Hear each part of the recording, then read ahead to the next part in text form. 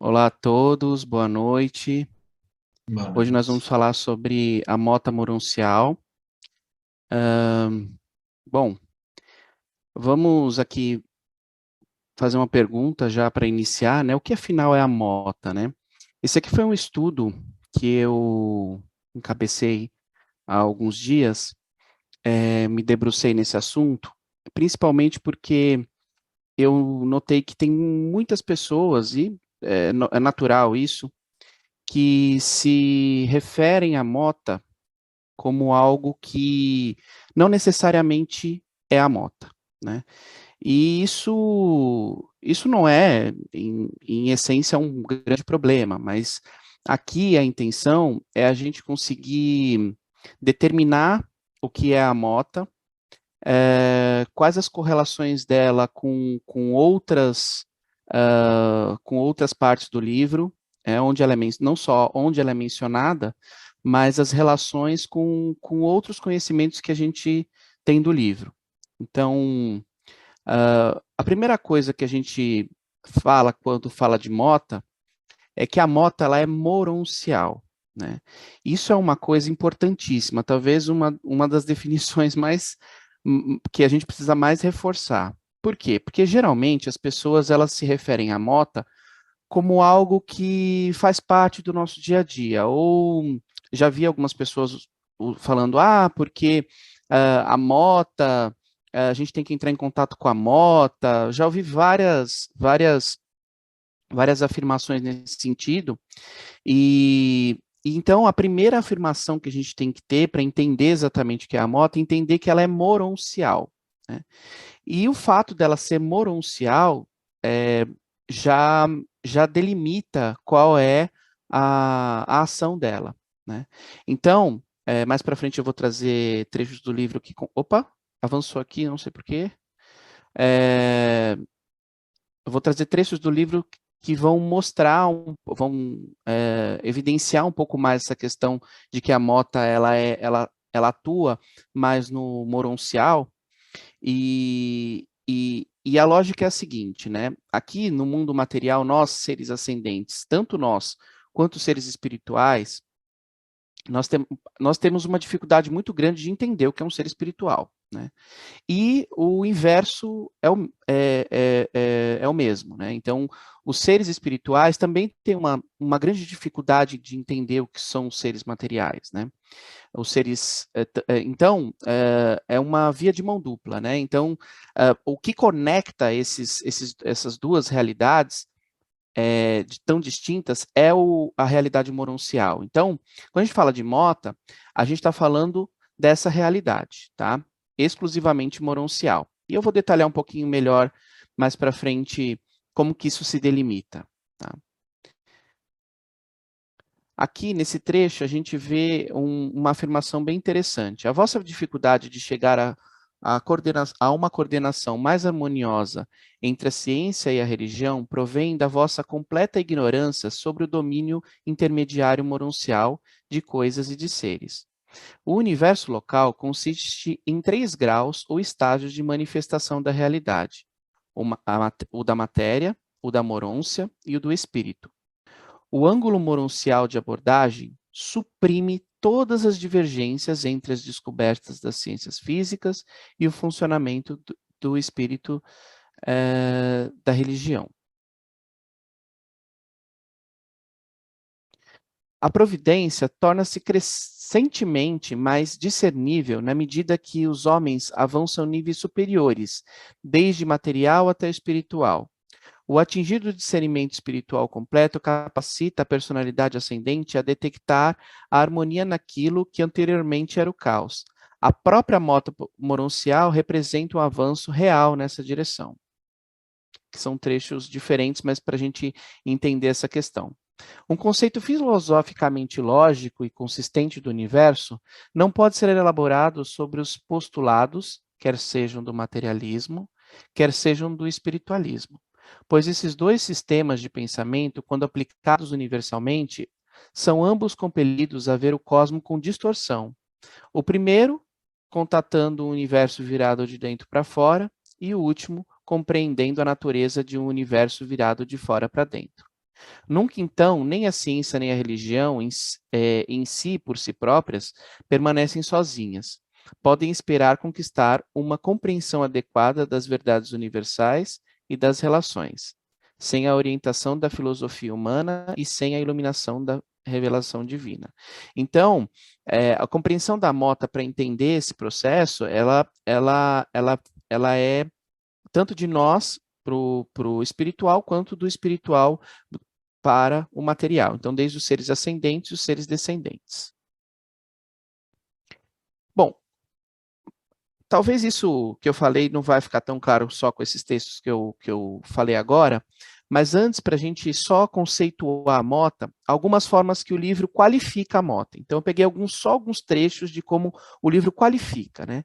Então, em alguns momentos ele fala que a Mota é mais do que uma filosofia superior, então ele já tira um pouco essa ideia de que ela seria uma filosofia, né?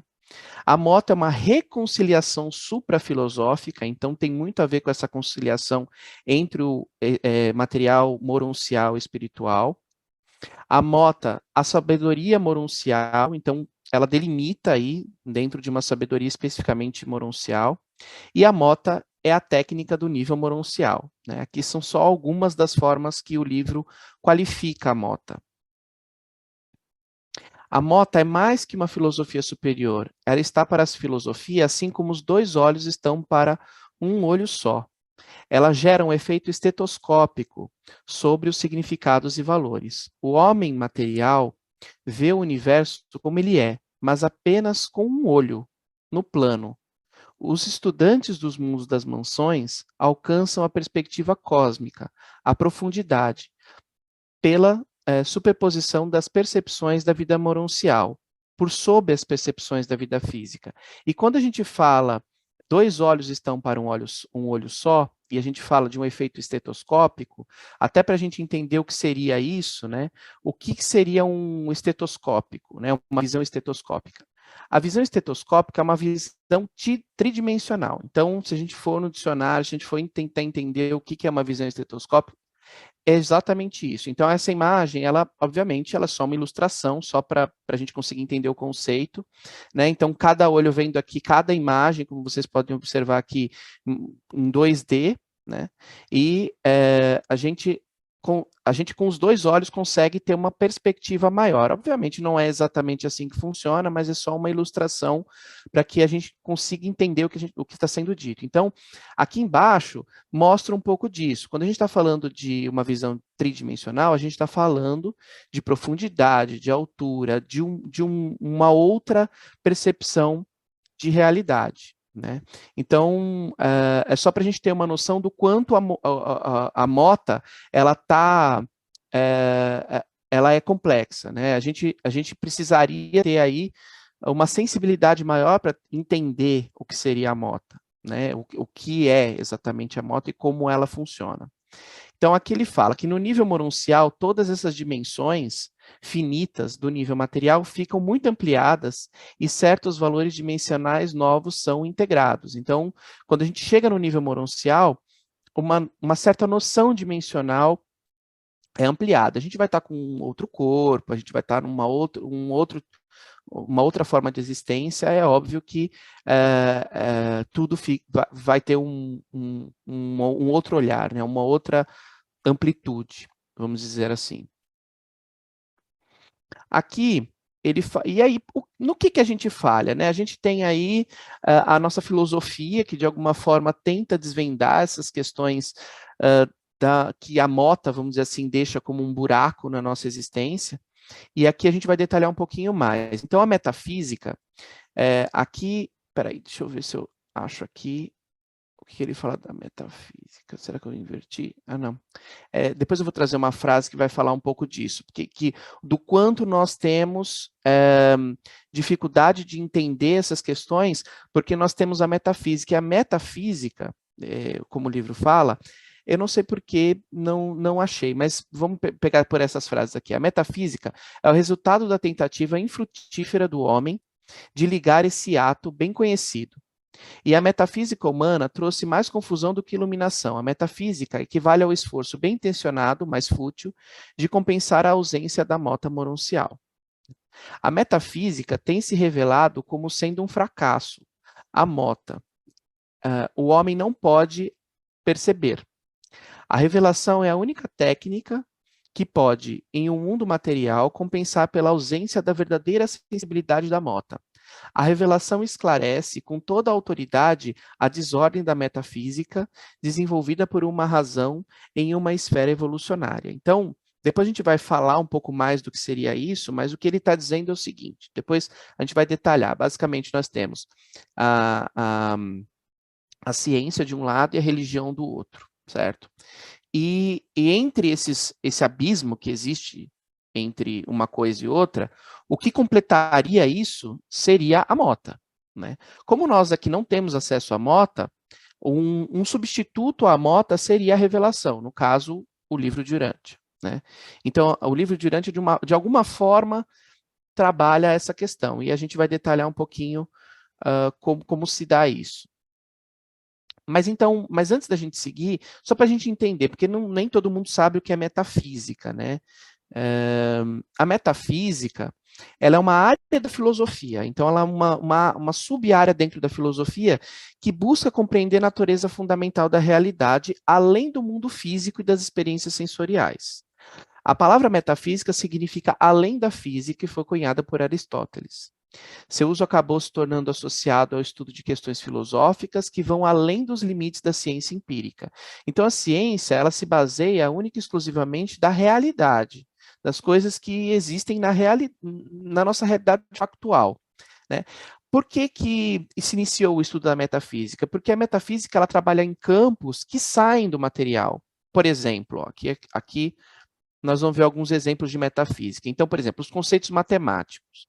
Então, apesar da matemática ser uma ferramenta importante na metafísica para fazer cálculos, enfim, ela própria é questionada quando ela não é baseada em formas geométricas ou lógicas que não são do mundo físico. Então, a gente tem que entender que a ciência ela trabalha com o mundo físico. Então, quando a gente fala de matemática, por exemplo, o conceito matemático até faz sentido no mundo físico, até certo ponto. E ela é uma ferramenta para metafísica. Mas, por exemplo, eu tenho duas canetas. Vamos supor que eu tenha duas canetas. Na realidade, existe uma caneta, isso é a física, e existe outra caneta. Quando a gente cria o numeral 2 para exemplificar e dizer que existem duas canetas, a gente está saindo de uma realidade factual e a gente está partindo para uma realidade que é além da física. Então, a metafísica tem um campo que só estuda, por exemplo, as questões da matemática. Né? Outro exemplo é a natureza do tempo. Né? A filosofia sempre se perguntou, né? O tempo é uma entidade real e objetiva ou é apenas uma construção subjetiva da mente humana? Então, porque o tempo, se a gente for parar para pensar fisicamente, o tempo não existe na ciência. Né? Ela faz parte da metafísica, ela é estudada, mas ela não existe no mundo real. Os valores éticos, por exemplo, a ética tem existência objetiva e independente ou é meramente uma construção mental? Né? Porque a ética ela não existe na ciência. Aí a teologia natural, que também está dentro da metafísica, que estuda as evidências empíricas que sustentariam a existência de Deus. Então, isso é um estudo, é uma área toda dentro da metafísica que trabalha isso. É óbvio que a gente não consegue descobrir, através da ciência, a existência de Deus. Né? O próprio livro fala isso. Né? Então, a tentativa de ter essas respostas, de entender essas questões humanas, fazem a metafísica extremamente confusa e, segundo o livro, incapaz de ocupar o lugar da mota. Né? Bom, a teoria das cordas, ela faz também parte dessa teoria, né, da metafísica, e para quem não sabe, a teoria das cordas, ela foi desenvolvida no final da década de 60, ou seja, depois que o livro foi publicado.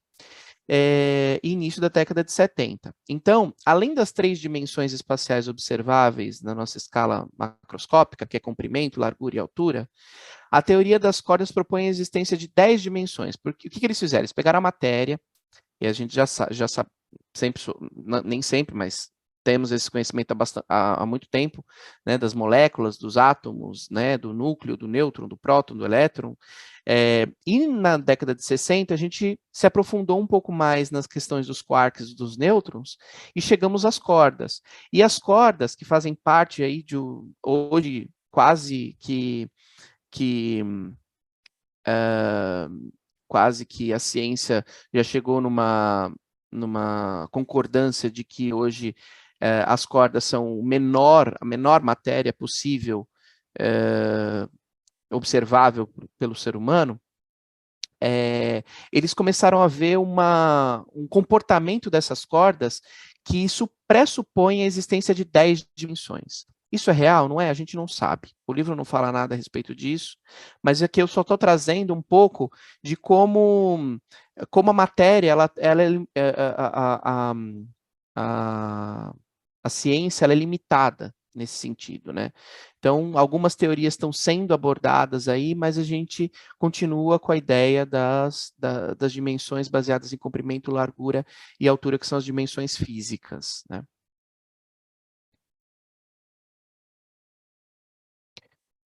Bom, então, para a gente conseguir entender o que eu falei até agora, né, eu fiz um gráfico que eu vou mostrar na sequência, mas só para a gente ver uma questão muito específica que o livro fala sobre a mota, né? Os planos mais baixos da mota monuncial confluem, tangenciando imediatamente abaixo os mais altos níveis da filosofia humana. Então, a gente está falando da filosofia humana aqui, e a mota tangenciando. Aqui essa imagem, a gente tenta mostrar um pouco, mostrar um pouco o que seria isso, né? Então, aqui, imaginem aqui embaixo essas ondas representando a filosofia humana, em alguns campos um pouco mais elevadas, em outros em menor elevação, né? E uma parte dessa filosofia é a metafísica, que representada por um gráfico um pouco mais confuso, né? Que é como o livro coloca, né? O ponto mais alto da filosofia humana tangencia o início dos conceitos da mota. Então, a gente realmente... E a mota, ela é um aprendizado que nós vamos ter de uma forma contínua e crescente. Então, de alguma forma, eu tentei exemplificar aqui com esse gráfico essa ideia, né? Bom, e a filosofia, a mota, a revelação, religião, o que o livro fala, né, daquele tripé que eu falei para vocês, né, entre ciência, ciência, religião, e entre elas a mota e a revelação como esse buraco que o ser humano criou, né? Então, ele tem alguns trechos que falam sobre isso. Então, aquilo que a metafísica deixa totalmente de fazer, e aquilo em que até mesmo a filosofia parcialmente fracassa, a revelação faz. Isso é, afirma que essa primeira causa da ciência e o Deus da salvação da religião são uma deidade e a mesma deidade. Na ausência da revelação, ou quando o homem mortal não aceita ou não a compreende, ele tem sempre recorrido ao gesto fútil da sua metafísica, sendo esta a substituta humana da revelação da verdade ou da mota da personalidade monuncial. Outro trecho. O homem mortal insiste em uma visão dos fenômenos da natureza por meio dos seus olhos naturais, pela visão humana não ajudada pela mota monuncial, nem por meio da revelação, que é substituta compensatória da mota nos mundos do tempo. Então, a gente está falando, são vários trechos do livro que repetem a mesma coisa. Então, aqui nesse gráfico, eu tento, de alguma forma, exemplificar isso, né? Então, a gente tem um abismo aqui, eu desenhei um abismo aqui no meio, entre a ciência e a religião, e o substituto disso, na realidade, é a mota. Mas como a mota, ela não é material e ela não faz parte da nossa vida, então, ela é substituída satisfatoriamente para nós, através da revelação. Até aqui, alguma dúvida, gente? Não, eu só ia comentar que hoje eu ainda discutia com um amigo sobre isso, né? Dizendo, eu comecei a ler o livro, mas eu li uma vez, duas vezes, cinco vezes e não entendi nada. E aí ele começou a falar em dimensões e tal, né? Aí eu vi isso nesse teu segundo parágrafo do slide anterior, onde é que o ser humano que não quer compreender, né? Ele tenta achar outras ideias e é exatamente isso que você tem colocado aí. Obrigado, Eduardo. Tá ótimo. Ivanil? Então, o meu pouco contato ainda com o Lu tá deixando muito grande a minha ignorância aqui para eu seguir. Eu preciso tentar compreender o que é a mota e o que é Vamos lá. moroncial. Eu entendi que a mota seria um caminho que contém conhecimentos, fases de transformação, mudanças de corpos, enfim, evolução. Resumindo, evolução. É isso? Ou eu não É, entendi nada? não, entendeu.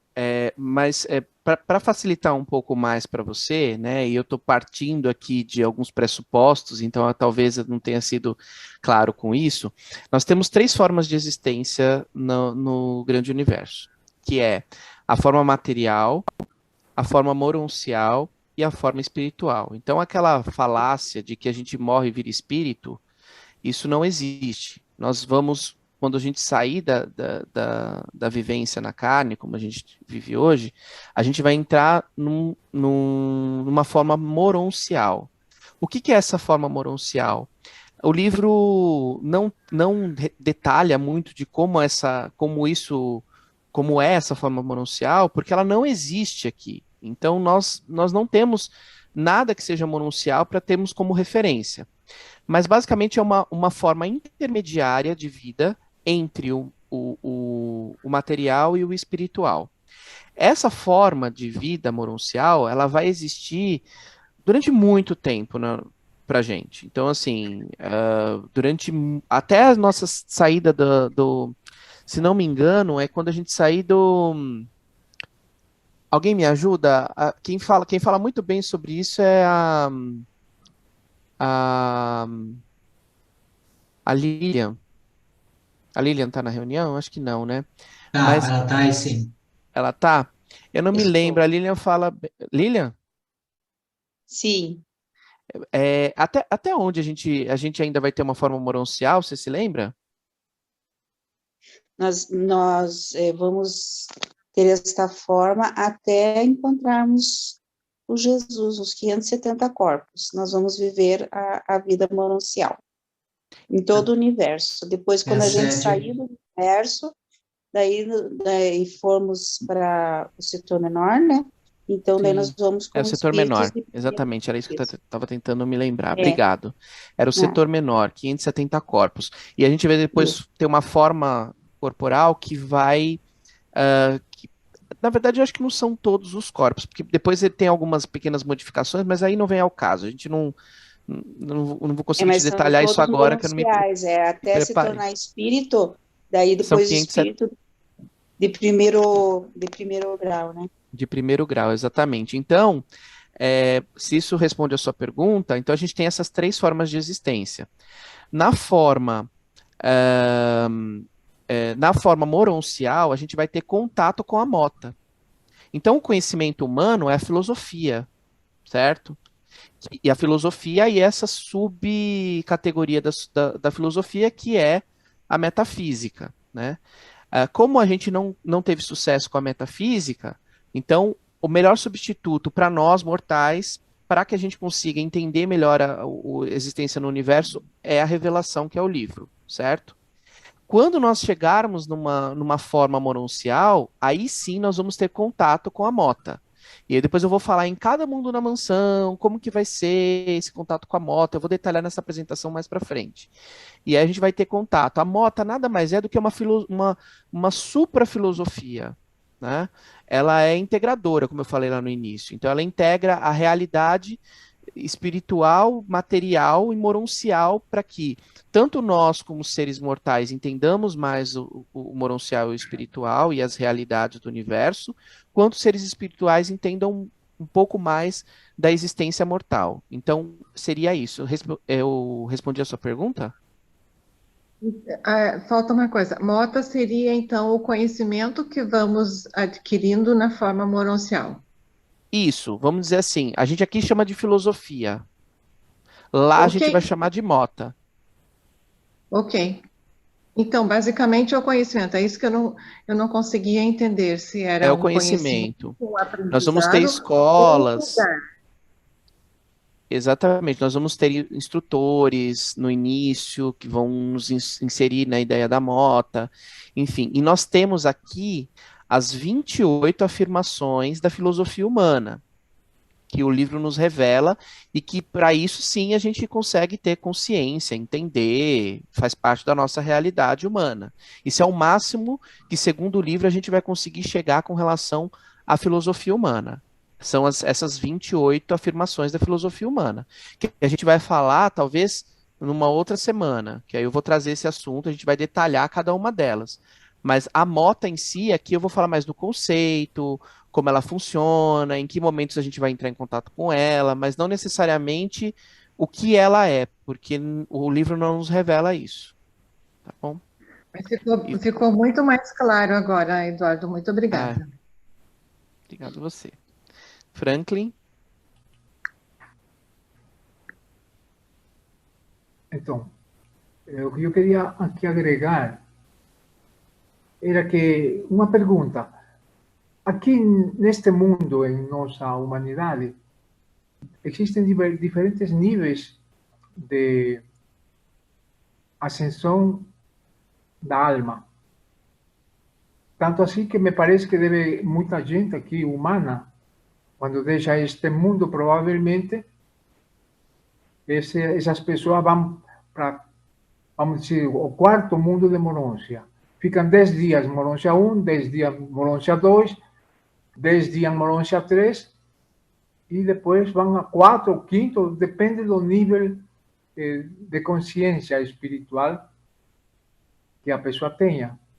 Então, estas Sim, pessoas aqui, por exemplo, na humanidade, aqui mesmo na terceira dimensão, me parece que essas pessoas já estão na quarta dimensão, quando a percepção de seus conhecimentos científicos, filosóficos e intelectuais chega a um nível elevado de consciência.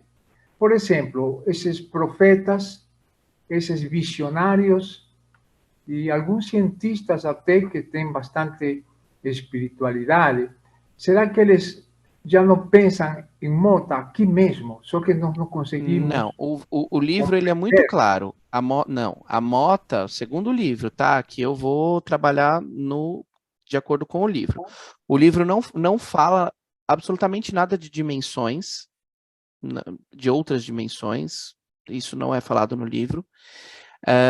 O que eu falei de dimensões ali foi com relação a um estudo que é feito dentro da metafísica sobre as cordas, sobre só relacionado a isso, mas o livro não fala sobre dimensões.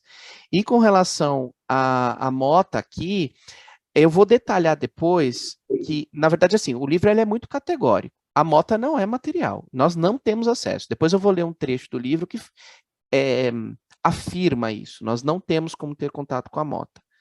O que pode ter, depois que todas, e aí eu já estou adiantando um pouco o assunto, mas existem duas possibilidades aí, né, em planetas de luz e vida, depois do terceiro estágio, mas aí eu vou falar depois, mas via de regra, nós não temos nenhum discernimento da mota aqui. Né? Jorge? Não, eu só ia completar com o que eu terminei falando para o meu colega, esse meu amigo, que por acaso foi um encontro de rua e nós começamos a filosofar nessa questão.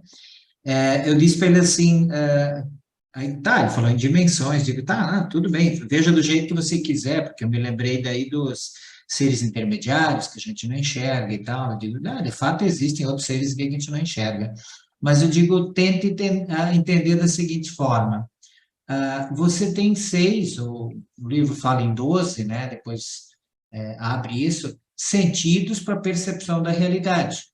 Quando nós chegarmos no mundo monancial, né, nós vamos ter 36, né, se não me engano, sentidos para perceber a realidade. E quando chegarmos no universo central, então isso vai para 300. Tá? Eu digo, você pode conjecturar, pode pensar o que quiser, teu livro incentiva isso, vai fantasiando o que você achar conveniente, tá? Ótimo. Mas a maioria das coisas está naquilo que nós conseguimos perceber com os poucos sentidos que nós temos, né? Então, eu digo, fique à vontade, não tem problema nenhum também, né? Eu não sei se eu respondi bem para ele, mas... E obrigado aí pela contribuição. É bem isso mesmo. Bom, vou seguir aqui. Aí, se tiverem qualquer outra dúvida adicional, vocês me falem. Aqui está um pouco complexo, mas eu vou ler um trecho do livro e a gente vai tentar acompanhar com esse gráfico que eu criei para entender um pouco dessa realidade. A razão é a prova da ciência. Então, ciência com a razão, certo? Do lado esquerdo. A fé, a prova da religião, aqui do outro lado. A lógica, a prova da filosofia, aqui embaixo. Mas a revelação é validada apenas pela experiência humana, que é aqui em cima. A ciência gera conhecimento. Então, a gente tem aqui a ciência, a razão e o conhecimento. A religião gera felicidade, está aqui do outro lado. A filosofia gera a unidade. A revelação confirma a harmonia existencial dessa abordagem trina da realidade universal. Então, a gente tem aqui, de um lado, a ciência, a razão e o conhecimento, a religião, a fé, a felicidade, e a substituta aqui da filosofia, como a revelação da experiência humana na unidade, confirmando a harmonia experiencial da abordagem trina da realidade universal. Basicamente, o que a gente tem que entender aqui é, para conseguir completar a realidade como um todo, a ciência responde uma parte das perguntas, a fé está dentro de nós, e ela vai fazer com que a gente entenda um pouco dessa experiência que não vai ser provada nunca pela ciência, e a revelação vem para a gente, através do livro, como uma forma de cobrir esse abismo que existe na filosofia, na metafísica, e que a gente precisa entender para conseguir compreender o motivo da nossa existência. Então, quando o livro vem com tantos capítulos, tantas páginas, tantas partes, e, enfim, traz tantas revelações, ela, de alguma forma, através da fé, preenche essa lacuna, automaticamente a lacuna que existe entre a ciência e a religião. Entendam religião como uma religião pessoal, tá? A fé.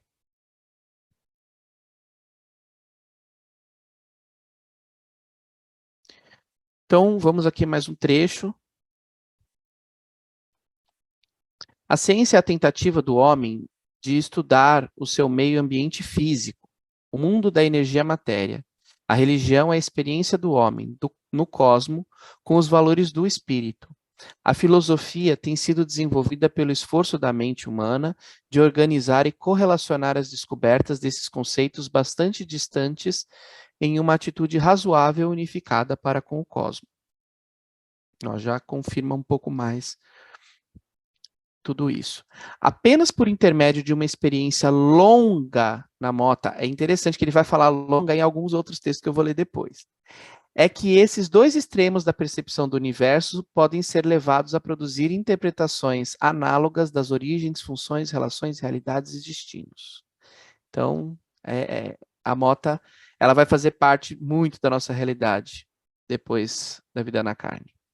Durante o estado mortal, nada pode ser provado de um modo absoluto. Tanto a ciência quanto a religião são pregadas com base em conjecturas. No nível mononcial, os postulados da ciência, bem como os da religião, tornam-se capazes de comprovação parcial por intermédio da lógica da Mota. Então, a gente vai vendo que, assim, antes de ler a próxima frase, a gente vai vendo que, na verdade,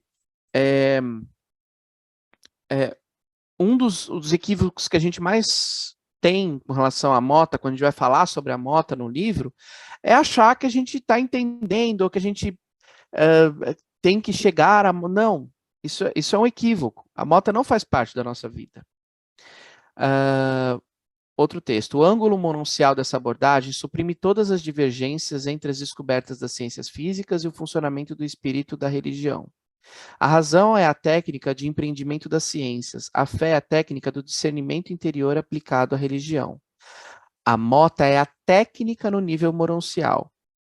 A mota é uma sensibilidade à realidade supramaterial, que está começando a compensar o crescimento que não se completou, tendo por substância o conhecimento-razão e por essência o discernimento clarividente da fé.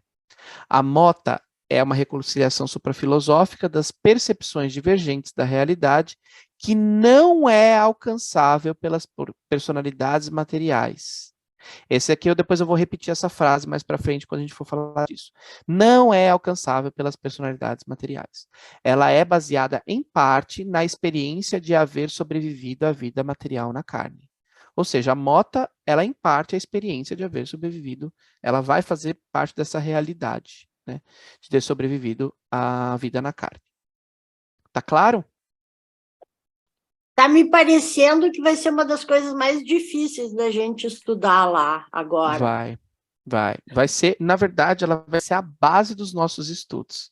É, Depois eu vou mostrar para vocês quais vão ser as próximas etapas e o que a gente vai aprender em cada mundo das mansões relacionadas à mota e qual é a relação da mota com a nossa progressão no universo. Tá? entender a mota lá vai ser a base nossa para todo o resto. Sim. Mota no mundo das mansões e luz e vida. É exatamente isso que a gente vai falar agora. Ah, o Roberto levantou a mão. Roberto, pode falar. Eduardo, é uma pergunta, mas talvez você prefira a gente ponderar e responder essa pergunta no final. Você falou em personalidade material, o livro diz personalidade material. A pergunta é, a nossa alma pode atingir o status de uma personalidade mononcial? Mais ainda, a mota é a sabedoria mononcial da alma? E é possível a nossa alma alcançar essa sabedoria da mota ainda aqui na Terra? Essa é a pergunta. Mas talvez, Eduardo, você prefira responder... Não, eu vou responder agora. Tá bom, amigo. A nossa alma é mononcial. A alma que nós estamos construindo, ela é mononcial. Então, essa alma ela já está em construção. Tá? A sabedoria da mota, ela se inicia a partir do momento em que a gente deixar de viver na carne, que a gente tiver a nossa primeira experiência no mundo das mansões, no primeiro mundo das mansões. Até lá, o máximo que nós temos, e é coisa pra caramba para aprender, viu? São as 28 afirmações da filosofia humana. Esse é o máximo que a gente vai conseguir atingir no mundo material. E sim, a construção dessa alma mononcial, ela é feita no mundo das mansões, ela começa no primeiro mundo, através do ensino da mota. E é o que a gente vai ver isso a partir de agora. Respondi sua pergunta? Sim, Eduardo, sim. Obrigado. Obrigado você. Então, podem fazer perguntas. Bom, no primeiro mundo das mansões, nós vamos ter aqui, primeiro que o livro fala que a principal preocupação da gente no primeiro mundo das mansões é entrar em contato, primeiro com uma nova forma mononcial, a gente vai ter aí contato com as realidades mononciais e muito do que vai ser trabalhado vai ser relacionado ainda a questões muito humanas, né, de crenças, crenças muito cristalizadas, enfim, que vão atrapalhar bastante a gente nesse primeiro mundo, né? Então é mais uma adaptação. Mas, de qualquer forma, a gente já vai, no primeiro mundo das mansões, entrar em contato inicial com a mota e a relação com as 28 afirmações da filosofia humana. Então, no primeiro mundo das mansões, a prática é ensinar aos estudantes menos avançados pelas técnicas das paralelas. Isto é, em uma coluna são apresentados os mais simples conceitos do significado da mota e numa coluna ao lado são colocadas as citações de afirmação análogas da filosofia mortal. Então, a gente vai ter lá, imagina, de um lado, as 28, porque esse texto, inclusive, ele precede a parte das 28 afirmações da filosofia humana, tá? Então, a gente vai ter lá as 28, e quais são as afirmações análogas, aliás, os significados e conceitos dentro da realidade moroncial. E isso não é revelado para a gente. E ele fala que, eu não me lembro quem foi que escreveu esse documento, agora eu vou ter que ver aqui, mas enfim, ele fala que ele teve a oportunidade de ir no primeiro mundo das mansões, ver como que isso é feito, e ele só pode revelar a primeira parte da coluna, que são aquelas 28 afirmações que estão no livro. Arcanjo de Nébadon. Arcanjo de Nébadon, obrigado. E ele fala, durante os tempos imediatamente seguintes à sobrevivência a personalidade ascendente é, em grande medida, guiada pelos padrões de caráter herdados da vida humana e pela ação da mota moroncial que começa a surgir. Então, isso fala logo no documento do Primeiro Mundo das Mansões, essa segunda menção, ou seja, a gente já vai entrar já aprendendo a mota, já vamos entrar em contato com a mota. No segundo mundo das mansões, a gente vai aprofundar o significado da mota moroncial. Ele é continuado aqui de um modo mais sério. Como que ele fala isso? O mundo das mansões de número 2 promove mais especificamente a remoção de todas as fases de conflito intelectual e a cura de todas as espécies de desarmonia mental. O esforço iniciado no primeiro mundo das mansões para aprofundar-vos no significado da mota moroncial é continuado aqui de um modo mais sério. Ou seja, imagina, ele já fez a correlação das 28 afirmações da filosofia humana, que já é complexa, já tem bastante coisa para estudar, e aí já no segundo ele fala, não, aqui o negócio vai ser sério. Ou seja, vamos ter um aprendizado muito mais aprofundado, né, da mota. No terceiro mundo das mansões, a coordenação da mota moroncial com a filosofia humana, e aí nesse caso não se refere às 28 afirmações, mas aparentemente são outras coordenações. Porque assim, quando eu comecei a ler, eu tinha entendido que as 28 afirmações estavam aqui no terceiro mundo, pela forma que ele coloca. Mas aí depois eu vi aquele outro texto que fala que é no primeiro, né? E aí não são as 28 que ele está falando aqui, tá? É algo que transcende. O propósito principal desse aperfeiçoamento é ampliar a compreensão da correlação entre a mota moroncial e a lógica mortal. E não são as 28, tá? Aumentando a coordenação da mota moroncial com a filosofia humana. Os mortais sobreviventes adquirem agora a visão interna prática da verdadeira metafísica. É aqui que a gente vai entender a verdadeira metafísica. Essa é a introdução real à compreensão inteligente dos significados cósmicos e das inter-relações universais. Então, aqui vai se ampliar muito mais no terceiro mundo. E aí, do quarto ao sétimo, ele não detalha muito como vai ser essa progressão. Mas vai ser uma progressão contínua durante toda a vida moroncial, tá? A gente vai entrar em contato. Não é revelado, eles não falam, mas ela vai fazer parte de todo o trajeto.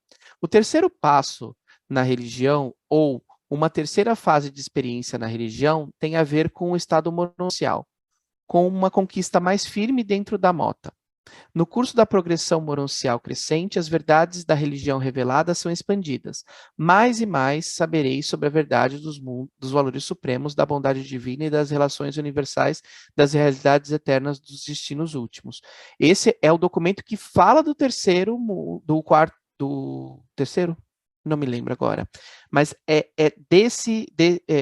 posterior ao terceiro mundo. Então, a gente não sabe exatamente quais vão ser os ensinamentos que vão ser passados aqui.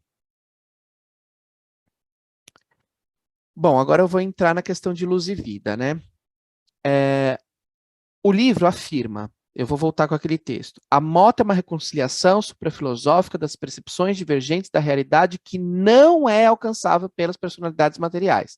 Ele fala, não é alcançável. Mas num outro trecho do livro, ele fala: no mundo do sétimo estágio de luz e vida, a sabedoria pode exaurir seus potenciais materiais, chegar ao discernimento da mota e finalmente provar mesmo o gosto da grandeza do absonito. Ou seja, ali ele fala que talvez no sétimo estágio de luz e vida, a gente tenha um discernimento da mota. A gente está falando de um ser que exauriu os potenciais materiais. Nesse caso, que eu entendo como uma total exceção, tá? Então, por isso que ele fala que ele não é alcançável pelas personalidades materiais, porque realmente, se ele é discernido no sétimo estágio, então realmente ele não é alcançável praticamente não é alcançável pelas personalidades materiais. E ele fala discernido, ele não fala alcançado, ele não fala ensinado, ele fala só discernido.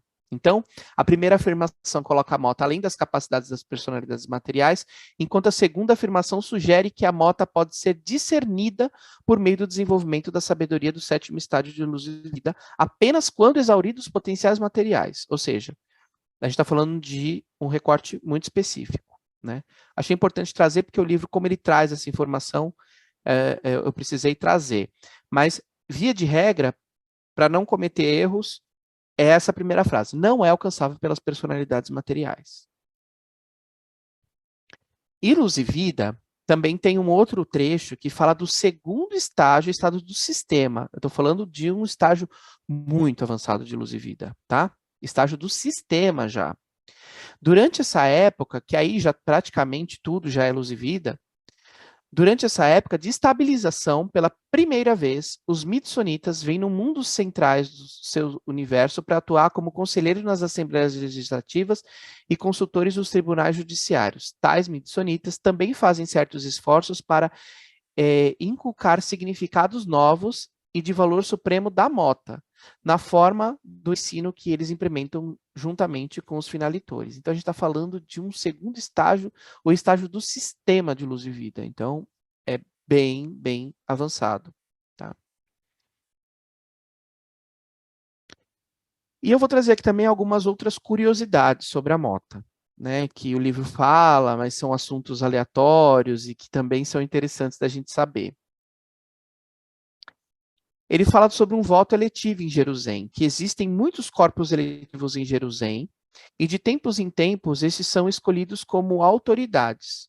O voto emitido por qualquer personalidade em uma eleição em Jerusalém tem o valor que varia de 1 a 1000. Os cidadãos de Jerusalém são assim classificados, de acordo com a sua conquista em termos de mota. Olha que interessante. Então, lá em Jerusalém, quando nós formos moradores temporários, né, estivermos passando por Jerusalém, isso como moradores aqui, eu não estou falando como visitantes, né? Você vai ter direito dentro das eleições, né, do voto eletivo, a possibilidade de votar de acordo com a sua conquista em termos de mota. Olha que interessante. Achei isso Viu legal. como vai ser difícil a nossa dedicação total à mota? Até em Jerusalém nós vamos ser cobrados. Vamos ser cobrados a É o mota. E peso do bem voto. depois, eu vou falar onde também a gente vai ver muito sobre a mota. Muito depois de Jerusalém. A gente ainda vai estar falando de mota. Nas escolas Melquisedeques. Então, sob a supervisão dos Melquisedeques, os mortais ascendentes, especialmente aqueles que estão em atraso com a sua unificação de personalidade nos novos níveis mononciais, são levados pela mão pelos filhos materiais e recebem um aperfeiçoamento intensivo, destinado a retificar as suas deficiências.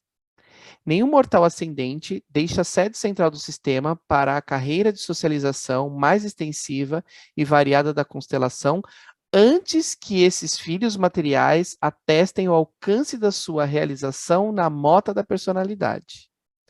Uma individualidade que combina a existência mortal completada em associação experiencial com a carreira mononcial que está brotando, ambas sendo devidamente amalgamadas pelo controle espiritual do ajustador do pensamento. Entendo aqui que nessa fase a gente já vai estar fusionado ao ajustador, né? E mesmo assim, a gente ainda vai estar em contato com realidades da mota, né? No caso aqui, uma realização da mota da personalidade.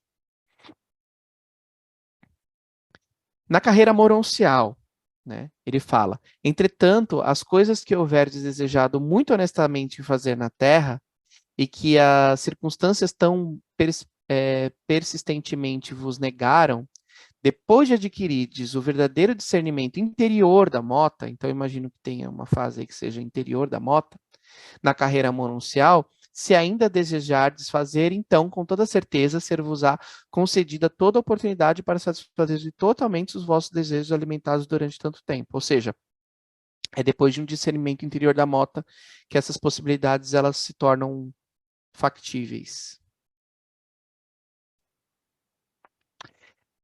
Bom, referências dos reveladores, né? Acho que a Estela estava falando lá no início que tinha sido feito um estudo, né, sobre como que, de onde os reveladores tiraram as informações que estão no livro. Eu quero fazer, antes de eu seguir para o próximo slide, fazer uma explicação importante. Os reveladores, eles não podiam avançar demais nos conceitos humanos que a gente tinha na época de publicação do livro. Então, eles não poderiam trazer descobertas muito relevantes com relação à ciência. Eles tinham que partir da média humana, né? Da média ou do mais alto, mas ele não podia sair do nível mais alto do conhecimento humano à época da revelação. Isso significa que muitas das coisas que estão no livro, elas tiveram como origem coisas que foram escritas, que tiveram sido já trabalhadas por algum mortal durante a sua carreira evolucionária aqui em Urantia.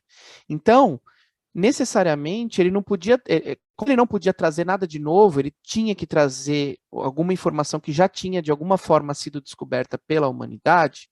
Existe um trabalho muito grande dos reveladores em discernir e conseguir trazer esses conceitos de uma forma mais adequada. E aquelas 28 afirmações da filosofia humana, elas tiveram como base, pelo que foi um trabalho feito deixa eu colocar aqui, pelo Matthew Block. Ele fez um estudo, uma circular, em que ele compara a mota do livro de Urantia com as 28 afirmações da filosofia humana, com citações encontradas em outros livros. E ele encontrou em 3 livros. O The New Dictionary of Thoughts, que é do Tryon Edwards, de 1877, que traz muitos pensamentos que estão ali dentro dessas 28 afirmações, tá? O 40,000 Sublime and Beautiful Thoughts, de Charles Douglas, de 1904, que também traz algumas referências, e o Sacred Writings of World's Great Religions, o S. E. Frost, de 1943. Ele viu que muitas das referências foram retiradas dos reveladores dessas obras, e ele argumenta que uma correlação significativa entre elas. Aqui embaixo eu deixei o link, se vocês quiserem ler em inglês, só que só tem em inglês, tá? Ele argumenta essa correlação significativa entre elas, né? Ele fala que as citações não são idênticas, mas elas apresentam semelhanças notáveis. E das 28 afirmações, ele encontra uma maior semelhança no primeiro livro que eu mencionei, o The New Dictionary of Thoughts, de 8. Então, a parte da ambição, da ação, da ansiedade, da arte, do conhecimento, da individualidade da argumentação, são muito, muito, muito semelhantes ao que está no livro de Urantia. Mas ele falou que ele ficou até emocionado porque ele ficou admirado pela maneira artística e sensível que as declarações foram recriadas no livro de Urantia, como os reveladores conseguiram transformar essas informações em algo tão bonito como foi escrito ali. Né? É muito interessante. São 2 documentos, eles estão no Urantia Book Sources, é um site de Urantia que tem algumas circulares lá, tem algumas informações bem legais, e essas foram as correlações que eles fizeram, eu achei interessante trazer também para vocês, se vocês tiverem interesse em ler, eu acho bacana. E a gente tem as 28 afirmações da filosofia humana, né?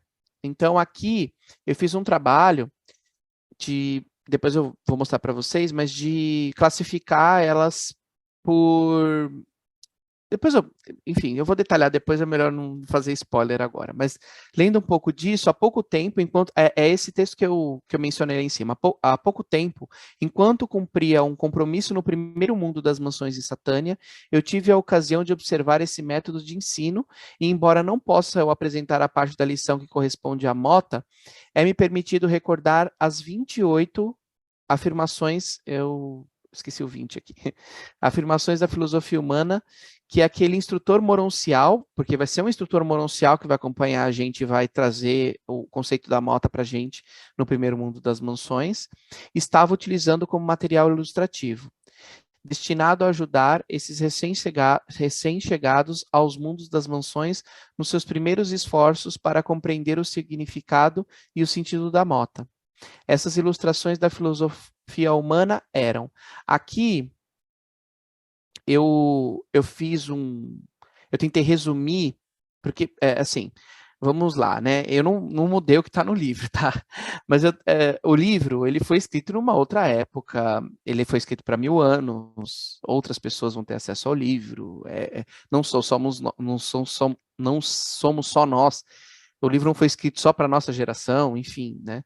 Então, de alguma forma, eu fiz uma tentativa aí de traduzir um pouco essas 28 afirmações, e aí no próximo encontro, que não vai ser na semana que vem, vai ser no outro, eu vou detalhar cada um deles. Como que eu fiz? Eu coloquei esse resumo, né, de cada um deles, eu coloquei o texto exatamente como está no livro, geralmente ele traz 2 ideias consonantes ou complementares, então cada um deles vem com 2 ideias, que num primeiro momento às vezes é difícil conectar uma ideia à outra, né?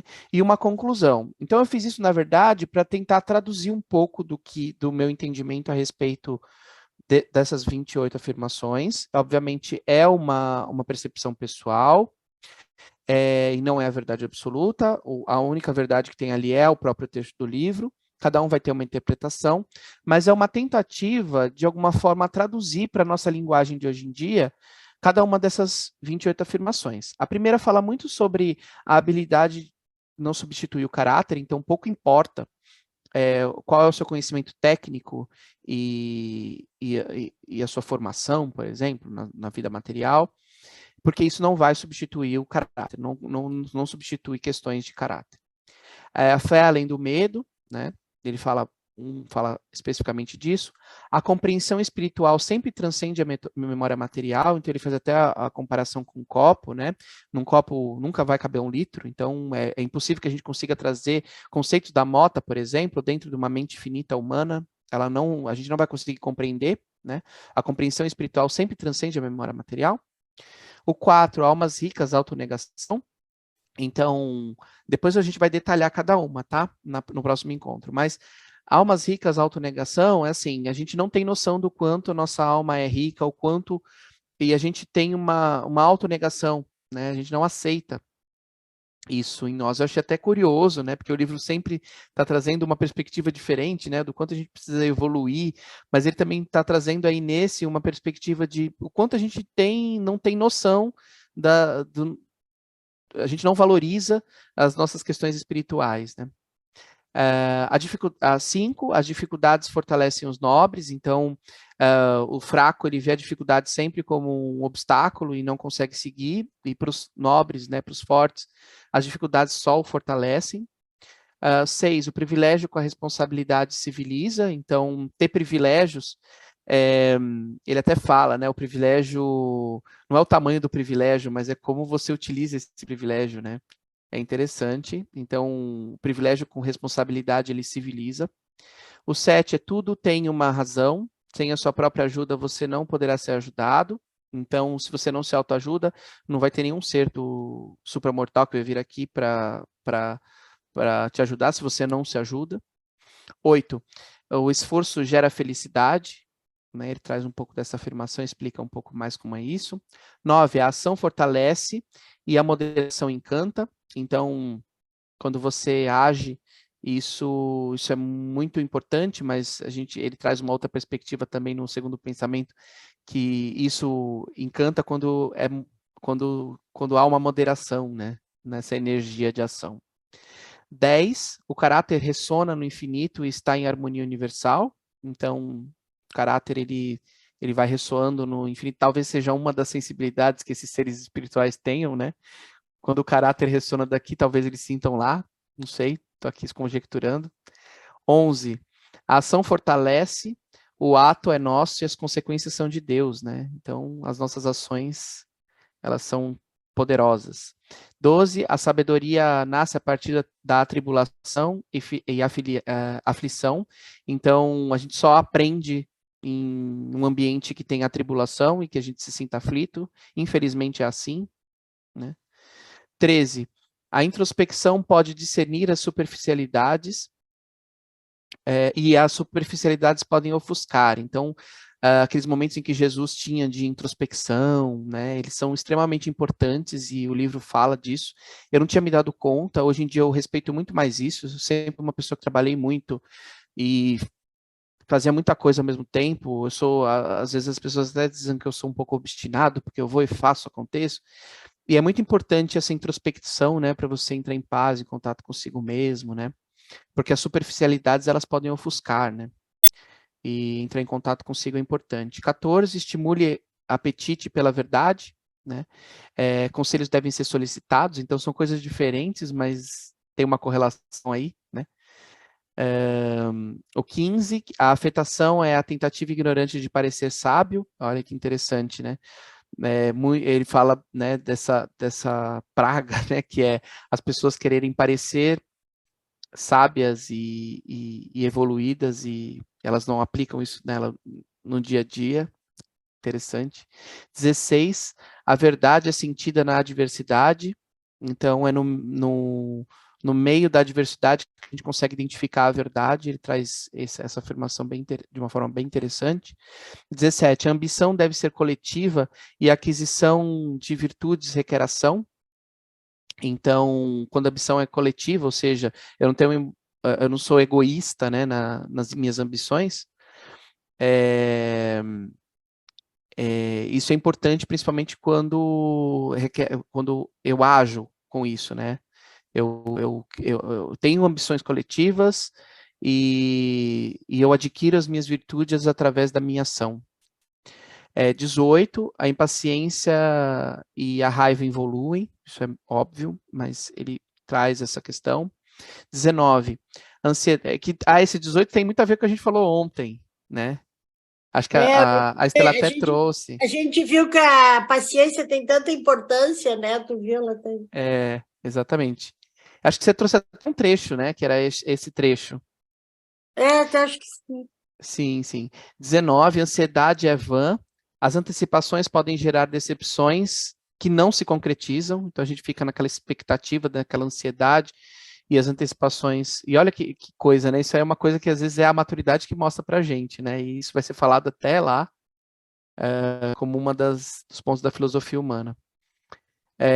20, apenas com a sensibilidade somos capazes de enxergar a poesia na vida rotineira. Isso é verdade, né? Só com sensibilidade mesmo a gente consegue enxergar a poesia. 21, a arte prenuncia uma realidade superior, ela transcende limitações e é atemporal, né? Isso é verdade, né? A arte, ela eleva a gente, pelo menos eu amo arte, então eu me sinto muito mais enobrecido quando eu estou na frente de uma obra de arte, por exemplo. Eu amo arte. 22. A alma se torna divina pelo que se esforça a fazer, então isso é muito importante, né?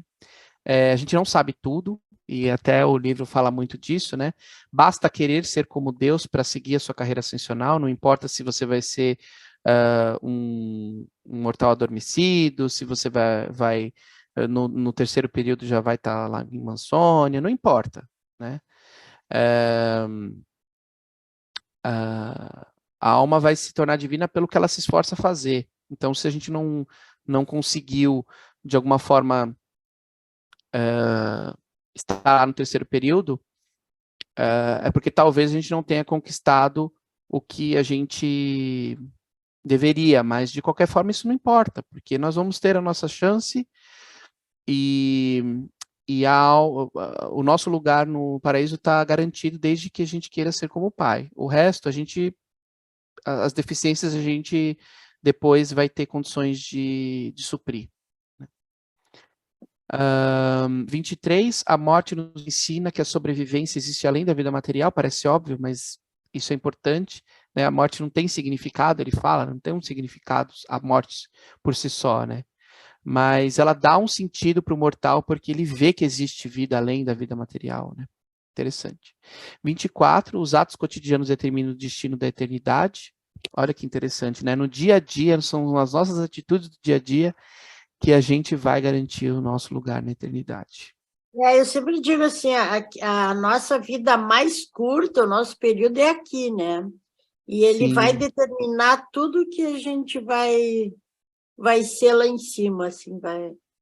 Todo o nosso aprendizado, tudo desde o primeiro mundo das mansões, o que a gente vai ter que corrigir, né? Vai depender do que a gente fizer aqui. Sim, sim.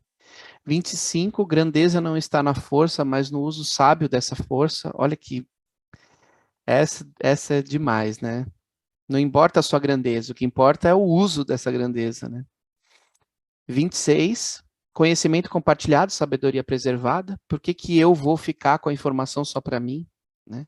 Muitas pessoas pensam assim, agem assim. Eu trabalhei numa empresa que era um horror isso, sabe? Você pedia informação para as pessoas ficavam guardando aquilo. Para quê, né?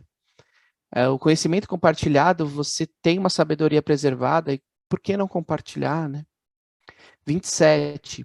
A individualidade promove o progresso. Estar na média apenas perpetua a padronização, né?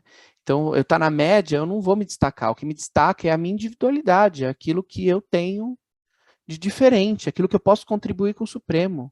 É isso que me destaca, né? A padronização, ela